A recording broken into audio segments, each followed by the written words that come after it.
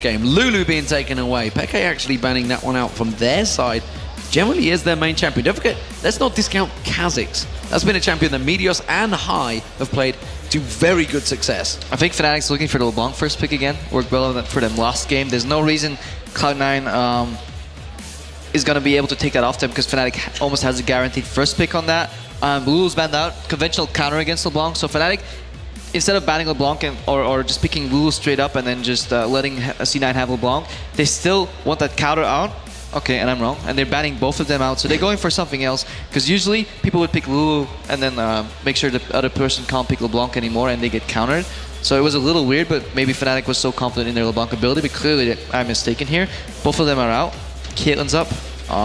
I'm not sure what they're doing here. Elise, potential first pick here if he doesn't get banned out. Yeah, I think that's actually the correct call because Elise hasn't been banned out yet. And if they miss that, is there a Shyvana only and then Balza's to counter because Renekton's out as well? Elise is banned out, as you said, so that's a good call. What do they reply with? Do they reply with? Do they go with that mid laner? Do they select that one first? Maybe a Gragas, maybe an Elise. We've seen Soaz playing Gragas in that top lane, let's not forget.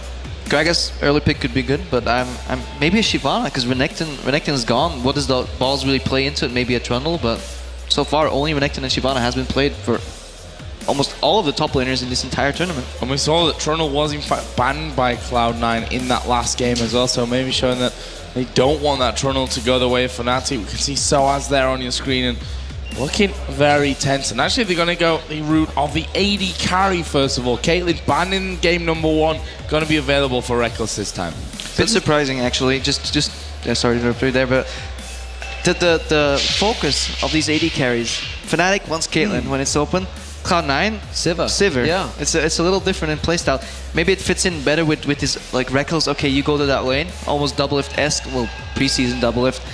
Just farm on your own. And then Cloud9 wants we want this team utility. We want to roam around the map and just be quick about it. Well, we talked about that Shyvana being in there. I expect to see maybe a Trundle coming out from Soaz. I know Soaz absolutely detests this current meta for himself. It's not something that suits him as a player. He does not like those tanky-ass players, yet he actually plays them well. Once he actually gets, once he's browbeaten into saying you will play this tanky champion. Just like Shen in the day. It does well, yeah. Yeah, and then plays his Blitzcrank top. So now, Yellow, so if you want us to play Shen, you're going to play it yourself. I'll play support this game, no worries. But they've got Caitlyn in there already. What are they going to go with? Pantheon, as we said, didn't have the biggest of impacts in the early game of that last one, but with Wukong as well. No, that would be a little iffy. Yeah. I like the way they react with the Shyvana pick and the Gragas. I mean, Gragas is good in both roles for Fnatic, although they haven't been doing too well with double AP, but Gragas is a solid mid-early pick. Peke likes to pick mid-early, so that's one out of the question. Shyvana pickup is really solid. I think that's definitely the best pick they could do there. They counter with Wukong and Nidalee. That's a very, very weak 1-6. Wukong jungle, not notorious for ganking too well. I mean, he can get a gank off. Anybody can get a gank off, but so far we've seen a lot of Wukongs play passive. However, Syrat has been on top of his game when it comes to game reading and doing the right thing at the right time. So maybe he can surprise us with the Wukong. Are they moving into the poke-esque game style here? The Caitlyn built over, and of course the Ace in the holes to keep them low. Spears coming through. It's something we've seen Fnatic doing. It's something we've seen a lot of in the European LCS. So maybe they're going to be taking a page. They're going to leaf from that book. We'll see how it works and see how Cloud9. They're going to see it immediately. They know what's coming. And it's we've always said it multiple times. If you take a poke comp, you have to get the lead early. And this is dangerous play, as you mentioned, against Cloud9. This is going to be really tricky to complete this composition. The element of the poke comp also shows in Wukong, because whenever you poke, people are going to want to hard engage on you. Defensive and then, spin, yeah. Then Wukong can just counter engage and start spinning and just knock people up. There is a Yasuo technically for the Chinese with Yasuo Wukong combo, but I don't think Nidalee fits in there at all. Zyra is another great component to a poke comp, pokes relatively well and has an amazing disengage, so they have these two AoE abilities that counter engage, but will they not lack the damage is what I wonder once this Kha'Zix jumps in with a Black Shield on top of him, and then Fnatic themselves get spread out by an explosive cask. On top of that, you have the Shyvana scaling into the late game. Will they not just get overrun is my question. Well, it looks like they are going to be going with a possible Zyra support once again, and Trundle for that top lane for Soaz up against Balls as Shyvana. And we said it before, Trundle banned in game number 1. Soaz going to get it this time around. We'll see how that all impacts.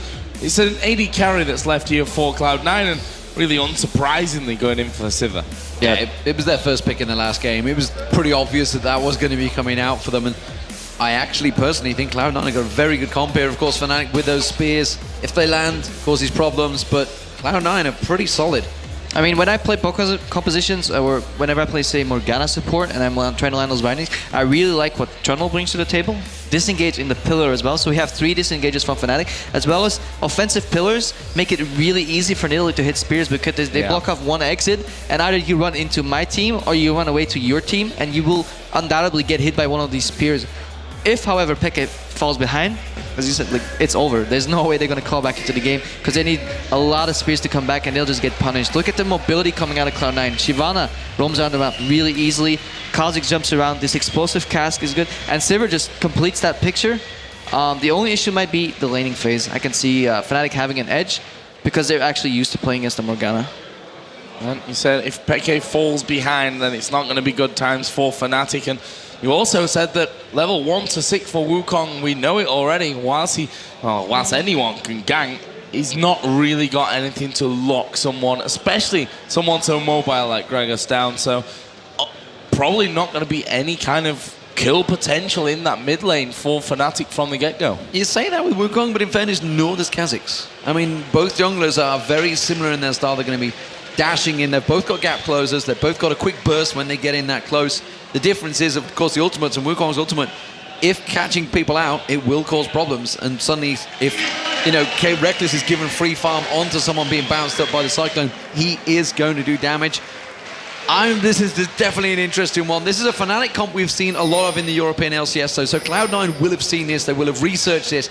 If any team coming into a tournament is more prepared than in the US, I don't know who it is. TSM often, arguably, do not research as much. Cloud9 will have researched the crap out of Fnatic coming into this game. They knew exactly what they're up against. They knew this book. Lemonation's got his book of tactics. And I'm pretty sure we don't know what is in the majestic book of Lemonation. Well, we do not know what is in there. Maybe it's just drawings that he likes to look at before the game, keep himself happy. Well, Soaz biting down into balls and having a bit of a dance in that top side of the river as well. Cloud9 actually did go down towards the bottom side there, just have a bit of a peek through by that Tribush, but they're going to set things up by the Death Brush and probably just wait until those warding totems come out and get a couple of wards down. Standard level 1 here. This is actually something that's been developing a lot in the NA scene. People want a 3-man invade at one point to ward the enemy buff. People have been doing leashless invades, which means you have no idea does the jungler start red or blue. So you go in and place a ward on one of his buffs. Either you see him or you don't, but you have the information where he starts, what his second buff is going to be, and where he's going to show up, probably for his initial lane gank, either top or mid and bottom. So you have all the information coming out as one early ward, and that's something that pro teams have been developing. I can already see we see it right there, that ward drops. I can see teams starting to group in that little brushes ahead of that with 4 man and say, okay, you want to ward my buff? Come ward it, but we'll be waiting.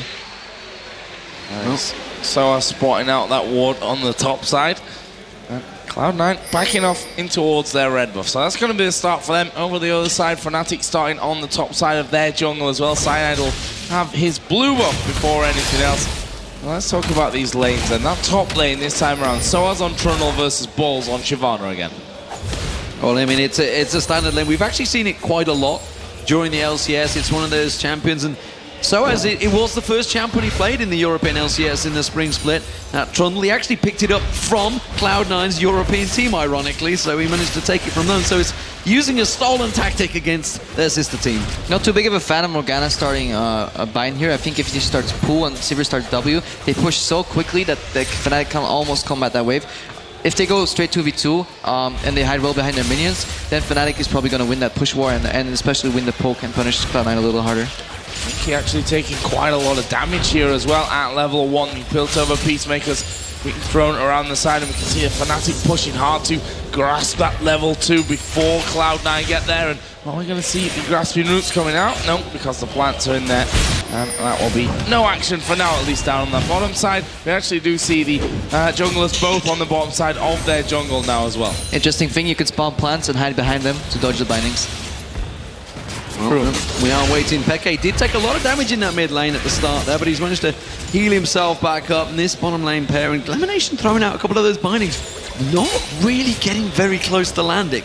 So maybe feeling a little bit of nerves there. And again, well, Yellowstar, fair enough, he did sidestep and dodge that one, but Fnatic keeping the pressure and starting it off, and that Tormented Soul, he needs to land that with that spell shield because immediately the spell thief's head, gives him that gold. Every single tick on that Tormented Soul. That's why he's trying to land it, but Fnatic immediately knew what they were doing and stepped straight well away from it. Well, down there, 19 or 20 CS to 10 at the moment. Good for Reckless, got that range advantage over Cloud9, so see how that one all works out. Meanwhile, in the mid lane, 15 to 20 CS. It's High that's got the early advantage on that side of things. Meteor's actually coming around the side here. Cyanide will be doing Wolves as the ward does go over there. So Meteor's just seen that those Wolves have gone down. So he knows that Cyanide is on the top side of the jungle. Interesting. He wants to fancy this one. He's actually a level behind, but he comes in, doesn't get it. The smite from Cyanide being used. I tell you, that wasn't a smite. Yes, it was. The cooldown's just reset itself. Just started off. So Meteos actually is behind Cyanide right now in the This is something Meteos does a lot. He clears the full jungle and then goes into the enemy's camp and just ward one. Again, he will predict where the enemy jungler is. Does he do that camp? He's nearby. Is he not doing the camp? He's at the other side of the map, and he tries to counter jungler. Unfortunately, he ran into the King of Smites, and Cyanide took that away. He didn't smite it. I was just trying to look at the timer. It is just come off cooldown. Cyanide knew Meteos would miss smite that and got it anyways. That's the King of Smites for you. Good way around it, that's right. So, the bottom lane, we did just see a little bit of a transition between them. Reckless actually has pretty damn good farm over Sneaky right now. Does have that range advantage, of course. I think Siva's only, what, 500, and Caitlyn's like 550 or 575 or something like that. Yellowstar, Grasping Roots coming out. Sneaky got a lot of damage on him. Ignite goes down, but Reckless was not close enough to capitalize on that one. If they can push his wave up and get close enough with that Piltover, which is what he might do, may even fancy taking a tower hit, then he is going to back away further behind the turret. So some people wonder why would Yellowstar shoot his snare behind Sneaky instead of just straight at him. Two reasons: one, spell shoot can block it, and if you spawn the plants behind him, he's forced to run around them and constantly get slowed. He popped the spell shoot with his Q as well, and he just ignited and he forced Sneaky out of lane there, and that's well played, well hidden by Yellowstar, and it just puts the pressure on. Even if they don't get that kill, they're pressuring the turret. Because that's good, because they have to release some pressure off the other lanes, because Shyvana is pushing out on top, and High is really showing Pekka how well Gragas does against Nidalee, because earlier today I think Pekka was tie farming the Gragas into the Nidalee matchup, and High seems to be a little more aware how to punish early on this matchup, because you know what, he forced Pekka to base, and look at him, he's half mana, full HP. Doing a good job there at the moment in that mid lane, keeping the pressure on, keeping the farm on, and he is having a good advantage, but there's a bigger advantage growing in that bottom lane. Vampiric Scepter was just picked up by Reckless, and he is starting to dominate that lane in terms of farm. And probably going to keep going at this rate as well. Got himself boots in from that. Sneaky now getting some time on his own, as Reckless did decide to go back. But as soon as he comes back into lane, I don't think Sneaky can really stand him back. And see, good spell shield to avoid the damage coming out of that Piltover Peacemaker. We also see Morgana headed back down towards his bottom. He's got Meteos in tow as well. Yeah, I think they realize they need some help out here. It's starting to snowball pretty heavily against them, and they actually may well be able to get around. Ward on the tri-bush, Meteos sneaking himself in there. They've realized the danger, they're going to back away. Grasping Root Cats on Domination. Meteos is in there. Yellowstar's going to be the focus, does flash away. Dark Binding does not land, but the Boomerang Blade does, and Sneaky does good damage onto Yellowstar. So Reckless there, just pushing things out forward once again. You see the instant response there from Yellowstar. Okay, we need a ward in the tri-bush then, if that's what they're going to go for. It's a good Dark Binding on towards Reckless. Going to give Sneaky a bit more time to get things farmed back up. We can see that Kha'Zix's actually on the minimap there, just doing the white at this point. So will they move in towards that one? No, a ward down on towards blue buff, so Fnatic might want to challenge here on his second spawn. There they are going in towards High, he gets knocked up by the Cyclone, rooted in as well, throws down the barrel. High is still alive. Can they actually chase in for this one? Nidalee going to go in, flashes are going to be used, and the spear missed. Well, he's not getting away from that. Auto attack from Peke, first blood Fnatic. So as I was saying, how bad of a jungler, or not as good of a jungler 1-6 Wukong is, if he lands at ultimate on level 6, including in a pincer move, this allows Fnatic to capitalize so much. They could have gone for Drake. They went for a little bit of a tower push here. Earlier though, I want to commend Yellowstar on his vision control. That pink ward is really solid, and this play, they didn't get tower, they didn't get dragon, but they're just stealing the red buff off the back of that one. Yeah, they're stealing it away from Meteos, having to defend out that mid lane, obviously getting the experience and the gold from those minions, and has evolved his wings as his first level 6, but That Cyclone working wonders for Cyanide. They did actually burn a flash Cyanide. Didn't want to take the last hit. They had to give that one across to Peke, and that's why these basic attacks, that's why he didn't use his ability to finish that one out. Reckless, well, that Dark Binding not even close to landing. Meteos countering quickly here, going straight for the red buff of Cyanide. Yeah, I really like that reaction. Your red buff's gone. He probably still has to base. They're not in a position to punish you really hard. Try and get that red buff. Save your smite because Zyra's looking to steal.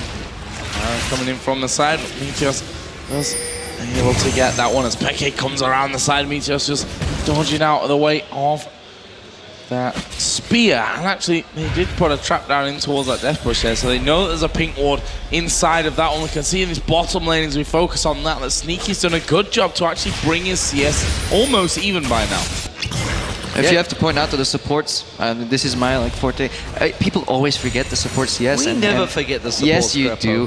Morgana is out farming Zyra right now by 6, and that's all more than 100% D. So Lemon Nation has Yellow Star's number. Well, I mean, if you actually counter the two numbers together, which is what we tend to do as commentators, we tend to look at how the whole lane is going, and actually it's a big advantage, and it's working well for them. So at the moment, it's 72 to 72. And that's pretty much equal after. Anyways, we're going on a tangent here. I really like, though, look at those pink wards. Both teams are investing in correctly placed pink wards. They've been alive for quite a while. I think Cloud9 just lost one of them, but that pink ward placed by Yellow Star earlier is really well played. Now, here's Hype moving up towards that top lane because Peke's already moved across. The spear doesn't land and they're going to dive towards Balls. He does have his ultimate available. Here comes Hype from the side. Good damage down towards Soaz, who flashes away. The barrel going to knock him back to safety. And Peke's already in Cougar form. You're not going to be able to catch up with that. Yeah, he barely made it out of that one alive. And this allows them to push down the top tower. Well, we'll see whether that top tower does go down. They are going to pressure Peke. I think it may well do. Peke's going to try and harass with those spears from long range. We'll see if it does manage to work out for them. No, he does clear it out, so that tower is safe. And both junglers actually did a job in that mid lane. You can see Cyanide's been the defensive force in there. He's actually pressuring quite a big wave in towards that tower, but we're going to see High, he's going to come back, and those barrels will clear that out quickly. And that's really good for junglers like Wukong. They like picking up a little bit of farm once in a while. He did it the second time. Cyan has been farming up that mid lane earlier, XPK based. So they're definitely spreading out their resources well. Same for Kha'Zix, does well with some of the lane farms, and just fits Meteos' style pretty well as well. Balls catching another spear there. Peke is actually tanking up the turret there. Not exactly what he would have wanted to do. I'm not sure if he's going to get any actual damage onto that one. May change things out now as he throws another spear on towards Balls. He was already recalling from the safety, or perceived safety there, of the back of that turret. Meanwhile, Cyan has snuck down towards bottom. Well, that was the Dark Shield already used there. Black Shield, even. A bit of mix of both. You never know. He did technically throw out the Dark Binding as well, but we saw Peke in that top lane, and the reason he was taking those tower hits, he wanted to save the minions' health, he wanted to get that wave up there, and he countered it so well alongside Soaz, and they now have taken that top tower first. Indeed, that's Fnatic again being aware of where the enemy team is. Sure, Peke looks like he's tanking that tower, and at first glance, I agree, it looks stupid, but we're going in on bot lane. Oh, Lemon Nation not going to escape this one, I'm afraid. Reckless is going to pick up that kill, and Cyanide playing things very, very patiently, waiting quite a while in that bot lane. Pays off for Fnatic. Meteos may be trying to make a play in towards Soaz in that top lane. He's actually going to try and counter in to start with. He's coming around the back on towards Peke in that mid lane. We'll get to look at it eventually. There it is. Peke is going to try and jump away from this one. Where's he going to go? The damage is coming out. It's too much. And that explosive cast, well, it didn't do the knockback. It did the damage on the edge of it. And Meteos gets himself the kill. A good pickup. Both teams reacting pretty well to what's going on around the map. But Cyanide in the right place at the right time again, gets that kill, forces them out later, leads to a turret. Yeah, sure, Peke got caught, but Fnatic is still getting on top of this game, and I really like what they're doing with their positioning and how well aware they are where the enemy team is, because that's leading to tower after tower after tower, except that one time in mid. Speaking of towers, the outer turret for Fnatic is being pressured here by High Meteos. They're going to take that one out. Having already picked off Peke there, no one left around to defend it. Lemon Nation actually basically dragged the minions into that brush with him there, so they've got plenty of vision of him. But here is the next objective. Dragon is up. Cloud9 moving around the side, but are Fnatic ready for this one? Well, with the explosive cast down for Hyde, it's going to be a problem. Of course, their spears can come rattling through and land. Jungler is nearby. Dark Binding gets sidestepped there. Lemon Nation doesn't land that one. And now they're actually trying to get some damage poked onto Peke so he can't get involved. And Cloud9, wisely choose not to go for that dragon. You have to look at the compositions though. Fnatic's one is a lot slower to play, especially around objective than Cloud9. All Cloud9 needs is one binding and they can go in. However, Fnatic has poke, and a lot of poke added up to each other will bring people really low. Elimination gets caught, but still, it's calculated. You know, he knows he's not going to die there, but he gets poked out. Compare that to C9's composition. Land one binding, Siberulti pops, and they will go all in and try to get that kill. So basically polar opposites. They need to be played differently, but both teams are playing their compositions well. See how these two managed to tank themselves out. Bridgewater Cutlass both being used out. And well, both ultimates were used there. A fairly even trade. It was Soaz, you could argue, that came out on top. He was waiting for that Dragon's Descent to be used. There's the spears coming by from Peke. Dragon taking down half hit points, and they will step themselves away. You do see that Soaz has the teleport as well in this game, so he can drop down towards that dragon. I'm not sure that I've seen Peke actually land many spears this one, apart from that push onto Balls a little bit earlier on. And speaking of Balls, he's just taken the blue buff off Fnatic, but Fnatic looking to reply to that with a pickup of their third turret here. The final one left remaining on the outer circle for Cloud9.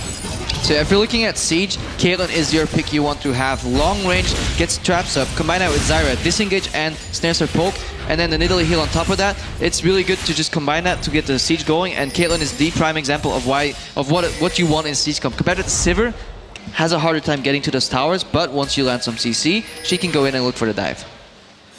Sivir was left alone all on that bottom lane though, which is a bit of an issue. You don't want to leave Sneaky to get that free farm going. Meteos comes back in. This time around they are going to start off on that dragon, and Fnatic are not in a position to respond. So this is Cloud9 taking advantage of their vision, realizing that Fnatic are completely backed away and didn't want the fight a minute ago because they could take it for free. Yeah, Fnatic needs to poke them down if they ever want to contest objectives. C9 can get in place and do it really quickly because they have the frontal fight and they don't need as much of a build-up. So they're quicker around the map. However, Fnatic is better at staying far away and just slowly choking the life out of you. Again, polar opposites, and it's just Cloud9 is playing the strength of the composition right now. They move into area, quickly take objective, move out. They don't stay around the same place too long, and it really works well, especially given that Balls is splitting a lot and is spreading Fnatic out. And if Fnatic is not in numbers, they're suffering a lot more than Cloud9 is because they're a lot more mobile. Something I've noticed with Elimination is he really does do a lot of traveling around that map. He's picked up those boots of mobility because he is the primary ward man, and he really covers a lot of the map just to make sure he gets that one single ward in the right position. Oh, you see the push around on towards Peke. He is going to have to try and pounce away Balls. Going to actually dive pretty deep into that one, and they jump on. Peke goes down, and actually, Elimination may just fall from this one. No, great flash away. Now they go towards Yellow Star. Meteos can't quite finish that one off. Soaz comes in. Great dog binding, but Cyanide is there as well. Doesn't have his ultimate available. They lock up Balls. Can they finish him off? Soaz going on towards Elimination. Balls goes down. Meteos is in there. Soaz did get the kill. Meanwhile, Gragas finished off Caitlyn, and there is a push towards the middle. Hyde can't quite tank that one up. Soaz is going to have to back away as well. Back and forth action there, and that all developed from, well, as I mentioned, Elimination going deep to get some of those ward placements, and those ward placements paying dividends, getting themselves multiple kills and potentially this middle turret. Peke is back though, spear lands on towards High. He can't take too much tower damage, but they did importantly lock down Reckless. He was trying to rotate down there, and Sneaky and High managed to lock him down and get themselves the kill. So we see how well Fnatic plays in these lot of skirmishes where people get caught out. Okay, Fnatic tried to join in with Reckless, but this time Cloud9 was collapsing with all of their members, and this time they catch out Reckless, and that was not happening last game. Balls was split, and look at Sneaky, aggressive Siberulti, chases him down. He knows he can beat them because he has the backup of High, and Reckless can never stand there to fight. That was still a close engagement, despite the fact they flashed and High's ultimate caught on towards Reckless. It shows the damage Reckless actually has this early on. I just like how well Fnatic plays these fights though, going in and out. I want to give props to Cyanide, the way he got that kill. He went out, decoy, baited, jumped back in, got the kill, and he knows he dies to Kazakhs, so he flashes out immediately. He respects the all-in from the enemy team, but picks up one kill and gets out. In the meanwhile, Soaz picked up a kill somewhere else. If Cloud9 was playing the same 4-man split and one on the bottom style and does not collapse with these fights, they would be in the same position last game, but you see, they've learned from their mistakes. You see there, Soaz in that top lane, playing the Rune King actually for both of them in their Balls. Did pick that one up a little bit earlier on as well. Spectre's Cowl actually for Soaz on top of that one, as Peke going to come across the side again, throwing those spears out, trying to catch Hyde, trying to do as much damage as he can, wherever he can, and needs it really. A couple of CS behind at this stage of the game as well. I want to ask you, Krepo, we talked about it at the start, how the poke comp really needs to be ahead in that lane phase. They're not. This is what, 200 goal differential between the two. Is this playing massively into Cloud9's favor now? I wouldn't say massively because they're still trying to out-rotate them. They haven't been locking or going for Baron objectives. They're getting ahead though. I feel Cloud9 has a small lead, but you can never expect. Peke is still farming, and if he lands a couple of spears in a row, the tide turns. Rekkles, you saw, he got Sneaky pretty low, even though he was chased by a Gragas at the same time. If High somehow messes up one of his explosive casks, or Fnatic baits Cloud9 in again like they did last game, walking back with all that disengaged, the tides can turn really quickly. Now, I'm giving it to Cloud9, but Fnatic definitely has an out in this game. Nothing is certain, and Cloud9 has a small, albeit somewhat decisive edge if they play it correctly. And Fnatic need to start landing some of those spears. Once they start landing, then they can carve more openings for themselves across the map.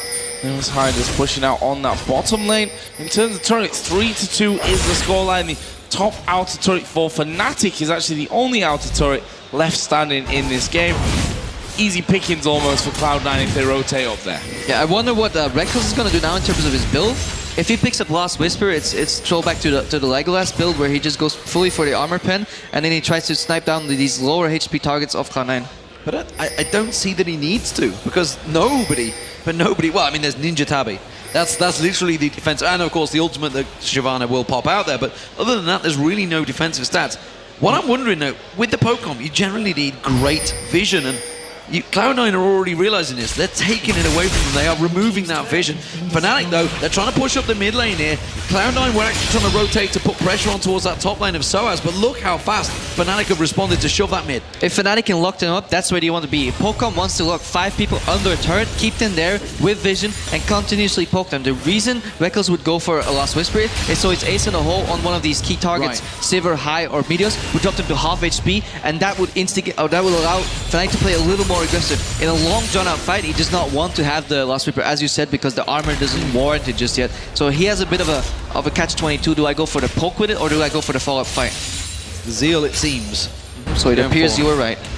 Well, we'll see whether it's the Static Shiv or whether it's the Phantom Dancer or what he's going to go with on that one.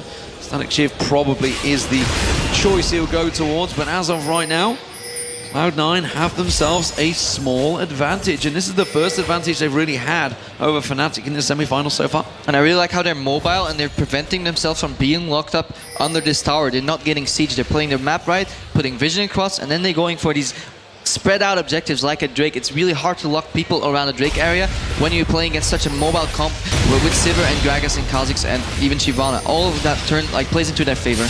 Well, that Dragon down to less than half HP. We see the spears come flashing by. The first one actually did connect there, but it is going to be the Dragon taken here by Cloud9. And there's the ultimate popped out of Sneaky. They're going to go on towards Yellowstar. Rekkles could be in trouble here as well. Yellowstar surely going to fall to balls, and Rekkles is in between two very, very damaging targets. Well, Soaz goes to the front. High flashes away. They turn right back on towards Soaz. Ultimate was used as Rekkles does kill High. We see Meteos getting onto the killing spree. Sneaky actually getting himself the double kill there by finishing off Peke. And this is the big difference. Cloud9 with that all-in comp, the poke comp of Fnatic, just completely being obliterated. Once they turned on them, they had no way to disengage. Cyanide was not in position to get that Cyclone going down, and Cloud9 take themselves a Dragon and a tower. Exactly. This is what we were pointing out earlier in the game as well. Fnatic has a lot of disengage, but it wasn't enough. The Zyra ulti knocked some people up. Wukong went in, but they were too split, and this is the C9 flipping that switch and saying, okay, we're going in and we're never ever turning back. Balls is so tanky right now that he can just jump on the 80 carries, and Rekkles has to run. He can't fight him, so he's essentially zoned. He's busy. People will try to help Rekkles. In the meanwhile, Meteos is jumping around, killing people and getting resets. Sure, they killed Gragas, but really look at this. Immediately, the Sivir ulti comes out. Balls jumps in. He doesn't care. Even if Yellowstar knocks up his team behind him, he keeps going. Finishes the support. Cyanide does the okay ID trying to get in with the Cyclone, but Soaz comes in way too late. Nice flash by High. This keeps Rekkles in turn busy on the side as well, and just Cloud9 is in the middle of the pack, picking up the right targets and not chasing too far anymore. It was a spear. Yeah, a spear right at the end there. I think would have finished off Sneaky if that were to connect. Didn't happen for them though. It's 4,000 gold that Cloud9 currently lead over Fnatic, and they need it here, of course. If you are only just joining us, this is a best of 3 for the semi-final, and Fnatic lead 1-0 after a good win in game number 1. But so far it's looking like Cloud9, if they can keep executing these team fights, that may just have the edge in this one. Yeah, what Fnatic really needs to look for is be grouped up a little more, get a good Zyra ulti to zone people off. If Balls does that again, where he jumps over the Zyra ulti and his team is still zoned behind him, we need the Trotter ulti on Balls and we need to kill him. Kill him before that ulti wears off, or if that doesn't happen, we need Wukong jumping in, stall them with his ulti, kill Balls, and then start looking at the rest of the team. Unless, of course, you get a really good catch on Gragas or Meteos. But I really like the way C9 is playing these fights. They're going a lot smarter about it than last game. And Joe mentioned it earlier on. He needs to start landing those spears. This time around, he does manage to land it on Meteos and on Sneaky. And actually, they're thinking of continuing to put pressure on this one. They realize they've taken 2 members high. We saw the Ace in the hole also going on towards Elimination. And the spears are still rattling through, but it's clearly Cloud9 that are starting to push against them. There's a push back in mid. Actually, Cloud9 headed off towards the top side. There is the ward.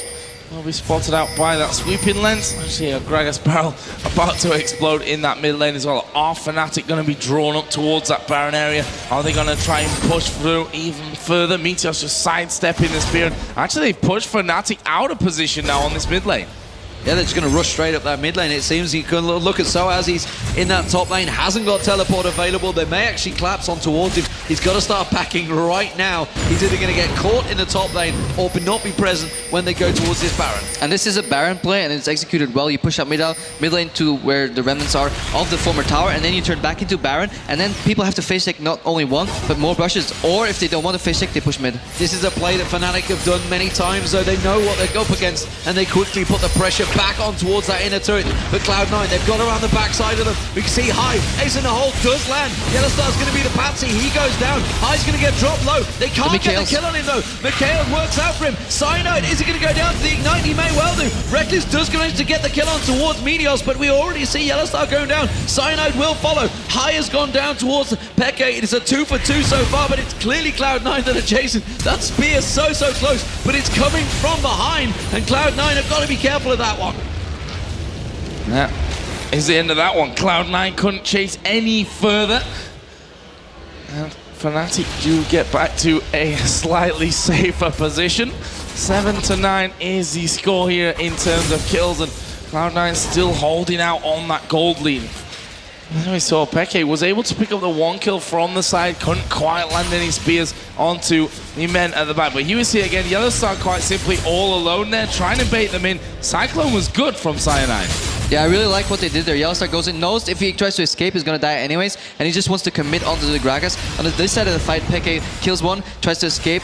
He can hop over these walls, and Balls can't after his Dragon Form's already used, so Peke survives that one. I think Yellowstar was in a bit of a bad situation, and he made the best out of it. Lured people in, got High really low. Imagine if the Wukong ulti finished off High, this fight could have turned out incredibly different. But Fnatic is playing the same thing, they're being decisive. And when you play a composition like this, and you're caught and you think you can't make it out alive, just fight. And they did that really well. They almost got High down. Peke got a kill on the side. His spears are starting to hurt. Nothing is over in this game. C9 has the edge, but Fnatic's reacting really well to these Baron baits. They're not playing the I'm not going to face check that brush game. They're just going to go in the mid again and then force Cloud9 to come back every time. Eventually, though, we're going to see a Baron. Ultimate being used by Meteos, trying to close the gap. He wants to jump on someone, but it's not going to happen. Not sure whether he's evolved. He has evolved it, I believe. They evolved the R there. So that may well have been his second one. No, he hasn't. He's got the claws. He's got gigantic claws on his animation. It's quite easy to spot. Spear's still not landing. Peke's not able to land these. Doesn't have the vision either, really. And isn't able to get a sight on exactly where he can throw those spears. See, the reason Fnatic didn't face take that bush, and the reason Elimination or everybody thought they were going to face check it, there's one more ward left in the Baron area, and that's giving Fnatic enough information to roughly know where Cloud9 is. If they're not close by it, they don't have to face check. Oh, they are going to push in for this one. Yellowstar once again is the focus of this fight. Balls dives into the middle. Cyclone going up on towards Meteos. Can they lock him down? Yes, they can. Soaz picks up that kill. Balls is super low here as well. Can they get on towards Elimination? So close, flashing from Soaz. Gets in the double kill. Can they get any more though? Cyanide falls dangerously low. Sneaky chasing in, gets that one. He's now going to be locked up as the pillar comes down. Spear from Peke as well, and that is a 3 for 2 in favor of Fnatic. And damn, Fnatic played that so well. I didn't think that would turn out this much of an effect, because Fnatic was seemingly going in for a straight fight without poking before, but they used their abilities so well, and the decoy from Cyanide baited in Sneaky completely. Yeah, sure, you had to flash to finish me off, but my team will just kill you in return. And they're trying to take full advantage. You saw Balls, he got away with next to no health. High getting next to a no health. It was so close to being an ace. They're both about to go back to that fountain, and it means they're taking 2 inner turrets from that single play. That's objective control. And Soaz is becoming really a big monster right now. He steals our resistances, and he can't be killed, and he's really basically killing people, whatever comes close. You see him target switching. He's not chasing anyway, he's just killing whatever comes close. And again, Yellow Star, I think, was the only one that died, and he's fulfilling his role of sacrificial Zyrak goat perfectly. Who's the T-Rex then? Is that Balls? It used to be, but Soaz is stealing the T-Rex power, and he's just going ham on everyone. No more pink wards put down over by Baron. I'm trying to clear out, but Hype will catch the spear. Yeah, indeed, the Rabadon's Death Cap was finished before that last fight, and blasting wand added in here. And some nice grasping roots from Yellow Star on towards Balls. But what is the next play? Are we going to see this Baron dance coming in? The spear's flashing over that Black Shield, all well and good, but it can only protect one person, and it's cooldown slightly longer than those of the spears. I really like the Fnatic getting tanky enough on all their core members to basically protect Peke and Rekels. Yellow Star, okay, he's not tanky, but he'll sacrifice himself, so that's one. Then Cyanide, he's built a randomness right now, he's going for some MR right now, so he's getting really tanky, annoying, in your face, just hit me, don't hit my carries. And then we see what Soaz is doing in these fights. Not only is he really tanky, he's dealing a lot of damage. This allows Rekels to play at the side of the fights, and Peke as well, and really, Fnatic turns on these single targets that are overextended really well, and that's the way they're playing these fights, and they're playing them damn well. And that singular fight seems to have given Cloud9 a little bit of questions about themselves. They are grouping up once again to try and shove down that mid lane, but Fnatic again slightly out of position. Can they get themselves around in time? It seems that they will. Grasping Roots not going to land from Yellow Star, and Soaz off on his own in that top lane once again. So now, I don't know what Cloud9 is doing. Are they going for the Baron bait again? Clearly, they've been doing it for 7 minutes. Hasn't been working. Fnatic always managed to sneak 1 or 2 wards in between, and it's just not enough vision. And all Fnatic needs is a little bit of vision, and they basically figure out what the rest is doing. And if they know roughly where Cloud9 is, they don't fish stick. Unless they are on Baron and they're 100% sure there, Fnatic will come or push mid. But other than that, they're fine playing the waiting game, waiting until they land the spear, somebody overextends, and Fnatic is playing this really smart. Thing is, if they land a max range spear now with the items that Peke's got in there, somebody's going to be going very, very low. We'll see about that one though. Peke has now just pushed out that mid lane. We saw that Soaz was constantly shoving the top lane out there. He also has teleport. Well, he does have teleport. He's currently on cooldown. So we'll see if he's going to utilize that once the cooldown is off and push somewhere else on the map. We see Kha'Zix actually is down that bottom lane, and Fnatic, they've spotted that, going straight towards Baron. Well, they're going to go straight towards it. They did manage to sneak it last time around, of course, when Cloud9 went for that dragon. This time around, it seems the top lane is going to get focused on, and it's finally time for Fnatic to actually make use of this poke-up. They want to start sieging this top inhibitor. And this is a really good rotation. They almost fake the Baron, and they start grouping up in top lane. Cloud9 will try to pincer.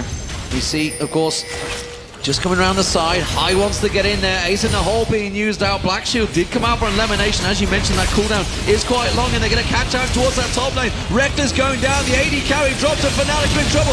Meteos jumps in. Oh, he was almost destroyed where he stood, but they have managed to get back down. Cyanide using that Cyclone, but it's simply an escape maneuver, and Fnatic are dropping like flies here. This is almost certainly Cloud9 getting the Baron off the back of this one.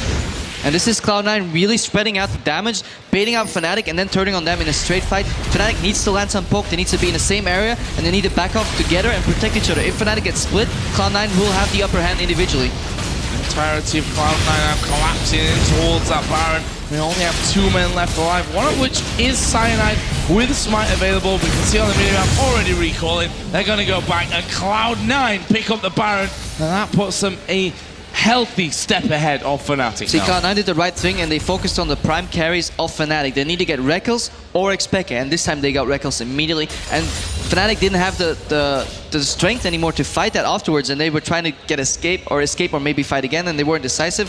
And Cloud9 just picked it up really well. And this is a problem. If you play this Siege poke composition, you need to get 5 on lane, you need to lock them up in their base. The second they can come around you and start pincering you, you need to just back out all the way and push them back in front of you. If they get behind you, you have a hard time playing this poke composition. And they seem a little bit flustered because Balls and Meteos are just jumping straight on Reckless, and when High came around that backside, they just didn't know really what to do. Dragon up in 19 seconds. It's going to be Cloud9. They're going to pick that one up. That's going to stretch their gold lead to 7,000 to 8,000. All the lanes are pushing in favor of Cloud9. It's only a matter of time before Cloud9 now turn that pressure in towards inner turrets. They can attack in there pretty quickly as well with Sneaky if they want to go into the tower. Balls is definitely tanking up at this point. Randuin's with the Thorn Mail in there. We see the Dragon made mincemeat of, not really taking that long to finish off the Dragon at that point. What are they going to do next though? Grouping up in middle currently are Cloud9. They only really need to be scared of a spear every now and then coming out there, and maybe Cyanide decoying in and trying to catch one of them out and get a good ulti off. But I think they're nicely far enough ahead of Fnatic right now that they can have those all-in, jump-in, kill. Yeah, that's pretty much the gist of it. They want to get some vision control next to the lanes, make sure they don't get flanked, dodge the poke and try and push. They probably try to see how well they can push and how hard Fnatic is fighting back. If this proves to be impossible, Fnatic having too much wave clear or too many pokes landing, they will need to start splitting and at least get those 2 outer turrets down, because it's really hard to push into a poke comp, because they know exactly you want to go for that tower. You're going to walk straight into it most of the time. Spears are coming from blind angles because you can place pink wards in the base. I don't actually see C9 breaking this. I think they're going for a 3-lane split push. Having the Sivir in the middle lane is good because Fnatic needs poke. Not necessarily have hard engage. If you get caught by a few spears, worst case you pop the Sivir ulti, disengage Kha'Zix. If he gets a 1v1 on the side, he's gonna really be really strong in that. And Gragas can push the side lane as well. Cloud9 sat outside the base of Fnatic here. Balls with that Banshee Veilon can take some poke. The Cyanide is gonna get locked there. Oh, the Stranglethorn's coming down, and well, no. That didn't land. That didn't work out for them whatsoever. Elimination with that black shield on him. Stay safe. Meanwhile, High was pushing down on the bottom lane. That is going to be that inner turret going down as well. The 5th of the game for Cloud9. See, High pushing down bottom lane was the trigger for that fight. Fnatic knew if they get split push, they will lose this game. They only have 2 carries. Imagine if this goes to a 3-lane split push. They can't spread out 2 carries in 3 lanes. Now that the disengage is down, or one of the disengages is down, C9 is going to be a lot more comfortable pushing this. They still have to be scared of the pokes. I can see High going down the bottom soon again to just try split them up, and then they go for the tower push into the dive. Yeah, Balls being the only fat man on the team was the one that caught the spear, so he was the one that split off and did the damage, get the farm going, got himself an inner turret. This Baron buff has around about 90 seconds left on it, roughly. Meteos did just get caught out with that spear. Will that signal them to back off? No, it won't. It'll signal them to attack. They're going to go in. Cyanide does not get close enough to manage to get that Cyclone down, and everybody stands their grounds, but Peke is almost out of mana now. The spears have got not much left to follow through, and you can see Fnatic fighting tooth and nail for this one, but Cloud9 are winning the battle of attrition. See, Cloud9 has to go here because the wave on their top lane is so big. They really want to go in. That's why they use the cost to disengage people. And they're desperately trying to get this tower, but I think they're getting a little bit too greedy. And Fnatic has held this push. And now Cloud9 has to go back to defend that top lane. And that's why I think Meteos should have maybe earlier when they did a 3-lane push, because the same thing could have happened even if Fnatic got caught. Sivir ulti was enough to disengage. See the recalls coming in. I, in particular, will go back there and say thank you very much for all that farm that's pushed up on towards his turret. A good 2.5, 3 waves there for the taking. Sneaky, meanwhile, does get himself the red buff, and he will be headed back home with, I'm guessing, a decent, 1,800 gold he has actually got to spend from this one. I'll see what he does decide to pick up. In the end, it's the Infinity Edge that is going to be finished off. So yeah, he's definitely choosing damage because he's not really getting hit unless he mispositions. This is a poke comp. If it's magic damage hitting you, maybe a Banshee's Veil is better for you. At the same time though, he wants to get a lot of damage. Once they do catch somebody, blow him up immediately and go for it. Okay, getting his blue buff. See, actually Cloud9 moving again to push out these waves. And Top is actually pushing back against Cloud9. We did see them clearing it out earlier on, but that's going to be coming straight back in at them. The Banshee's Veil has now been finished off for Cyanide on Wukong as well. Cloud9 still very, very cautious here about how they make their moves. In that push earlier on to this middle inhibitor turret, they actually only got half of its HP down. Yeah, and these turrets regen, so Cloud9 need to be somewhat quick about it. With only 1.5 minutes on Baron, I don't think they should go for the tri-lane push. They should probably want to lock up 2 lanes. They're going to have Gragas in the bottom up until Baron spawn or almost spawn, draw somebody from Fnatic down to the bottom, then back off into the Baron area, make sure you have a couple of sweepers ready, and try and bait that. Or they can already send Gragas top to clean that. Yeah, I guess this is probably better on their end because they have to clean that wave. I hope Fnatic moves in right now and takes some vision in the Baron area at least. And Bulls took too many spears, simply put. They had no choice but to back off. Peke had managed to get himself out there, get that blue buff, keep those spears going down. Meteos is actually taking the blue buff himself in his own jungle. So high, he's shoving out that top wave, and we're going to get that reset position back towards the Dragon and Baron. So Fnatic gets a chance to clean bot lane before Baron spawns, and I think that's really good for them. They're putting a slow push there so that the wave starts pushing up to the bottom lane. Look, they're probably not going to clean too much anymore. They want that bottom lane to push towards Cloud9, so they have something that forces them back. All Cloud9's pushes so far have been broken by being locked into a time frame. They had to finish the push before the top lane actually got reached by the creeps, and that's Fnatic's doing that again. If bottom lane starts pushing again, Cloud9 will have a time window, and Fnatic will know when Cloud9 is going to get desperate because the time window is getting closer and closer to finishing. Half a minute until Baron does come back into play. Cloud9 already in position for that one. Cyanide is going to be the man that has a bit of a scout out and sees exactly what that scenario will be like. He'll start throwing the plants over the top as well.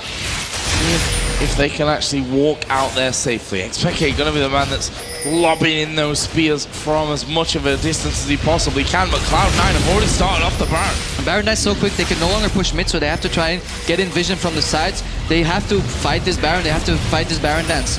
And we'll see whether it works out or not. That's the question. The spears are still coming in, but yet to find a home. Ace in a hole was used on high. They want to take that mid laner down as low as possible. Spear did land on elimination. They're going to push on towards Soaz and Cyanide. They've separated them from the pack, and it may well work, but they've got good disengage. Soaz is low. He's going to get taken down here. Is it going to be enough? Stranglethorns comes out. Meteos is separated. There's the Cyclone, but it's only the Guardian Angel that catch out, and that's going to be another kill for Cloud9. Yellowstar trying to run. The spears on Bulls are simply not doing enough damage. Yellowstar having to flash away from that one, and Cloud9 can just turn and go back to Baron. So first things first, Fnatic did not longer have the option to push mid because they can't push mid quick enough. That prevents Cloud9 from taking the Baron and just collapsing in their back. This forces Fnatic to come from the sides and get wards over. And this in turn allows Cloud9 to rush into one of the sides and punish people for being split from that team. Really good textbook play and really good reactions from both teams. And that will be the Baron going over towards Cloud9, a 12,000 gold that they're now sitting on. Or a 12,000 gold lead that they're sitting on. You can see 2,000 for Sneaky on Sivir, having a fantastic second game this time around, as we are going to see the Talisman pop also used there by Yellowstar. And he actually gets a good grasping route up, but looks like they're going to lose this tower. Well, they're going to try and siege it up. The spawns are coming up for Cyanide and Soaz, but it's a little bit too late. They have gone deep on towards this one. Explosive gas. Whoa! Oh my God. Reckless just got destroyed. Soaz comes in and almost dies the moment he gets close there. Soaz sneaky down the side there. High taking his spear from Peke, but quickly returns fire with a barrel of his own. Cloud9 do disengage, but they got the inhib. High is playing so well this tournament. He just played pinball with Reckles. Ulti into a barrel that was already existent there. This is one of the fancy Gragas plays. You will try and solo queue to outplay your opponents. Reckles, he got bumped away. Reckles didn't flash because he knew I will survive this damage, but he didn't see the other barrel that was already lying there from Gragas, and he just got super outplayed by High. What an amazing play. This is so good. Joe's watching it back again on replay. He enjoyed it so much. It's a pretty ridiculous play there, and you have to be pretty accurate with that Gragas barrel to pull off those kind of things, but that's how this game's going for Cloud9 at the minute. 17-10 up in kills, almost a 15,000 gold lead is what they have. And obviously, that inhibitor did go down the last time around. So what's next for Cloud9? Are they going to be pushing those other lanes out, or are they quite happy to maybe try for a fight here? And there is that barrel. Sick. Yeah, pinball. Look, pop and pop. And there's nothing you can do. I don't think he even uses barrier because one, it wasn't enough, and he just got outplayed. He got red like a book there. But the bigger play almost there is C9's time management. You saw them almost seemingly random pop a Sivir ulti in the middle because they knew they had 10 seconds left on the spawns, which was enough to take the tower and take the inhibitor such a low HP that Fnatic really couldn't outpoke them anymore, and they would get that inhibitor for free. Right now, you asked what the plan is. I think CD9 doesn't care. They can split push, it could work. They can 5-man push, it'll probably also work. The gold lead is just too big for Fnatic to overcome, and C9 is looking confident. You know, after you pull off that play, you're gonna get confident into this push. They just don't have to overreach, but I think they can't really kill Sneaky in time anymore. High has too much damage, Meteos has too much damage, and Balls is too tanky. For me, I'd have to look back right at the start, the picks and ban phase. They decided on this pick comp strategy, the spears, the poke. But Fnatic have not been winning lane phases, so why would you put yourself in that position in the first place? Because, well, Cloud9 clearly knew what was coming. Lemination's Book of Wonder showed him exactly what they were going to play and countered into it, and Reckless again. So low. Cloud9 just going to push through for the win here. Yeah, it doesn't even face Cloud9. Sure, Reckless gets a base there, and ultimate ability has been used though. Explosive cost is no longer available. They're still having a hard time pushing this. They could eventually get this. Split push would probably speed up the process, open up the map. I think it's too late for somebody to cross over now. They're just going to get the super creeps going in the mid. When somebody defends those, try and whittle down that tower over time. To touch the topic of compositions, I think it almost worked for Fnatic. We saw some good highlights of what the composition is capable of. If the enemy team reads that though and plays their composition well, which Cloud9 did, they fixed their mistakes from the previous game, because splitting against a Pokemon would have been detrimental to them, but they fixed that, and now they're sieging.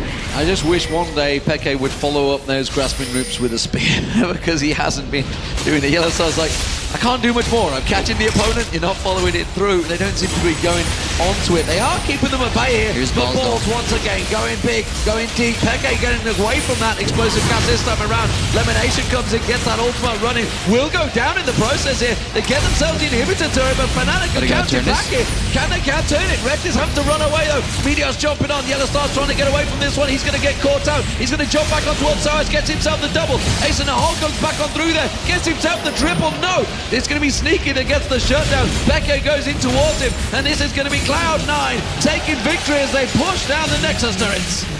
Really strong performance, brings them all level in this best of 3, and there's another kill in the end for High. All of Fnatic are down, we're all tied up, and we're going into the final game of the best of 3 to decide who goes through to the grand final of the Intel Extreme Masters World Championship. I don't think there's any better story coming out of here. Europe underperforming day 1, America showing up, then Fnatic playing really well today, winning convincingly first game, Cloud9 immediately fixing their mistakes. Both teams are very resilient, both in their play and strategy, and I just